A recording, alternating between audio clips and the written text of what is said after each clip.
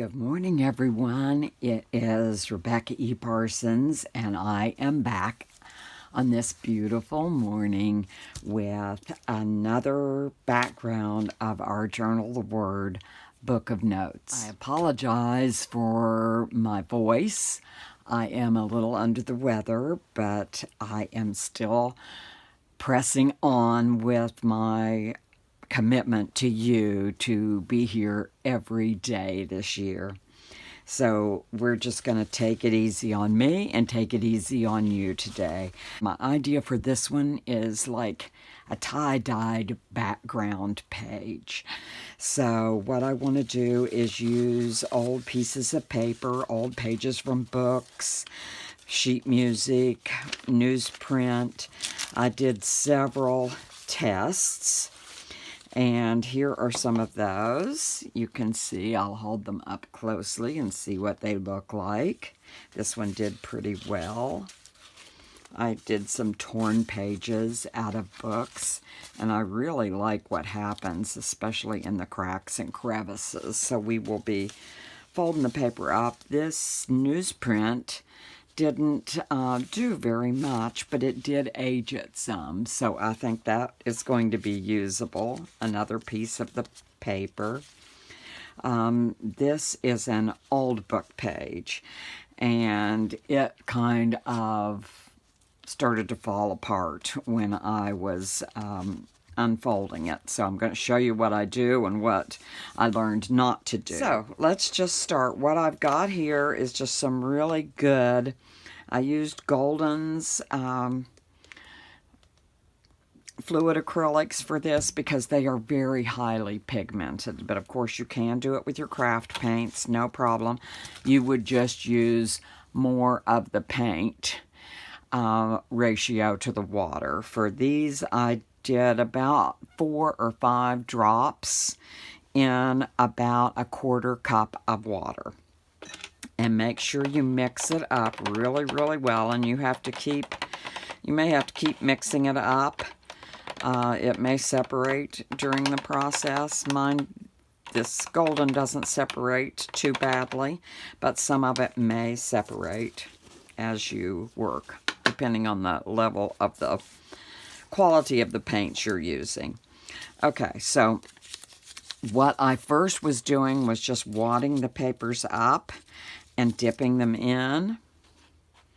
And I found that that worked pretty well, but it also contributed to their disintegration.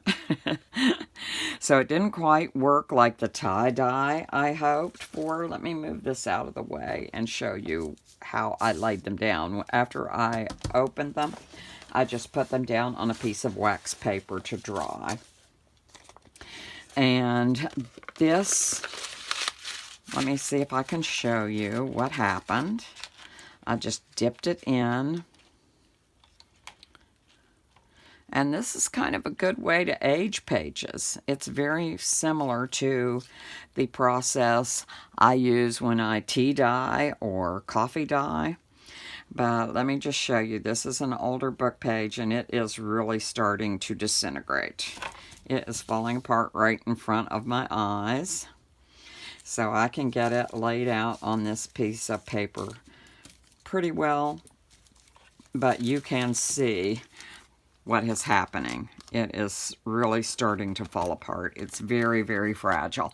Now, once it's dry, it will be really, really crispy, and you'll be able to use it and tear it in your books, unless it's a really old page, and it may just completely fall apart and turn back to pulp. But if it's, you know, not too old of a piece of paper, it will probably still hold together. Okay, this is a brand new book, or fairly new. It's been printed within the last 10 years, so the paper is a little more sturdy. And I'm going to dip it in a couple of these colors. And I'm going to unfold it. And you can see it held up much better than our old one. But look what's going on there. Isn't that just delightful?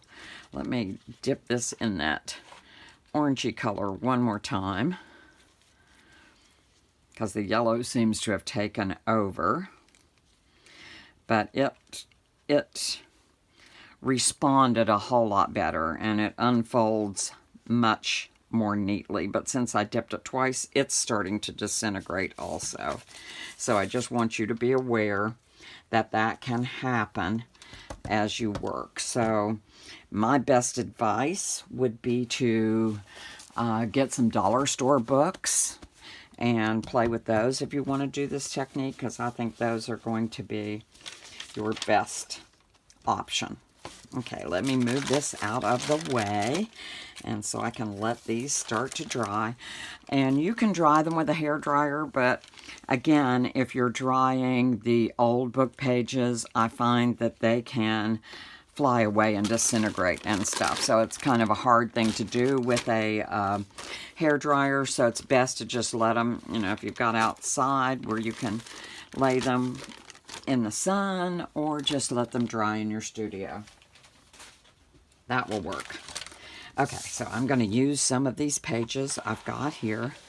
Let me get this out of the way. And you could, if you want, you could stain the background of your page first with this leftover wash, because we certainly don't want to throw these away.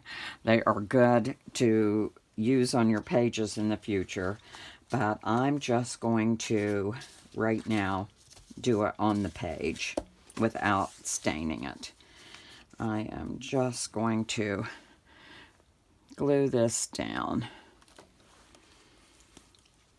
And I am going to use my Fix today.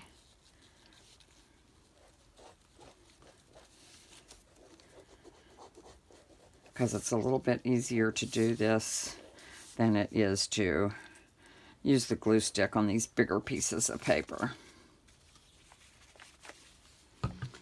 Okay, so let's just start making some collage-like elements here.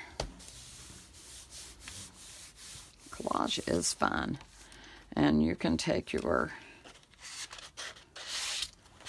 little credit cards and smooth them out. That was a little bendy card. That didn't smooth it very well. Boy, this froggy voice is really crazy, isn't it? Okay, so I think I'm going to put that one there. I love what it's doing. I think I like that side better, so let me put the glue on this side. Got a glob of glue there. Let me spread that out a little bit better. And actually, I probably should be doing this with my gel medium. That would be probably better to do, but since I'm not feeling too well, I don't think I'm thinking very well this morning.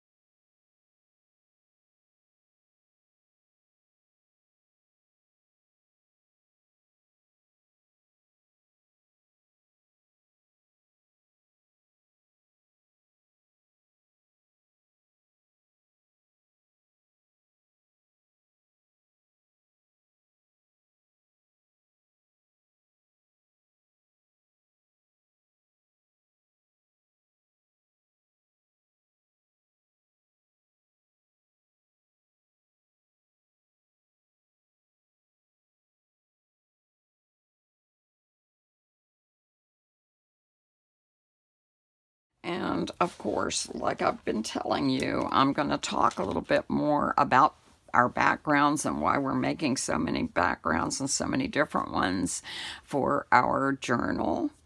And just always think this is the starter place. This is not the finish by any imagination. We are going to do other things on top of these papers if we were using them in our book or in our Bible or whatever in our journal. So I'm going to save these papers for later.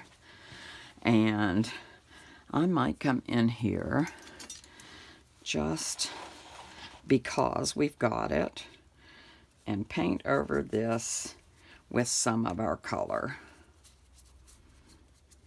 especially to stain the background areas of the page so they won't be so frilly white. And these colors that I'm using, let me tell you what they are. I've got a burnt sienna, I've got a yellow ochre, I've got a nickel gold. I think that is what that one is called. And this one is a burnt orange color.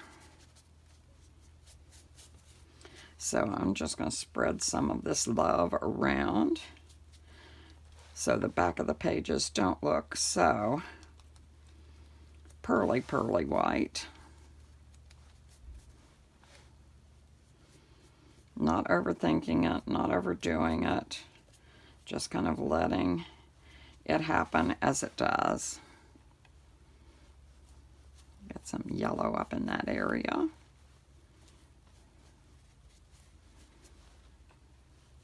So that's another idea. You can just paste things on and come in and do a wash over top of it. That might actually do better. Okay. I'm going to stop before I get my page too soaking wet because, darn it, again, I used my protectant sheet to put the tie-dyed papers on. So anyway, I think you get the idea of where I'm going with this right now. So I will scan this and have this up on the website a little bit later today. The website for the printables is RebeccaEParsons.com. So get into your journal and journal the word. I love today's reading. Today's reading was The Prodigal Son. So that one always takes me to new places when I read it. And I was really enthralled today. I spent a lot of time with that, trying to look for some new words and new thoughts and new lessons. So anyway, we are working on our book of notes. We're journaling the word. Have a wonderful, beautiful day, and may joy be with you all.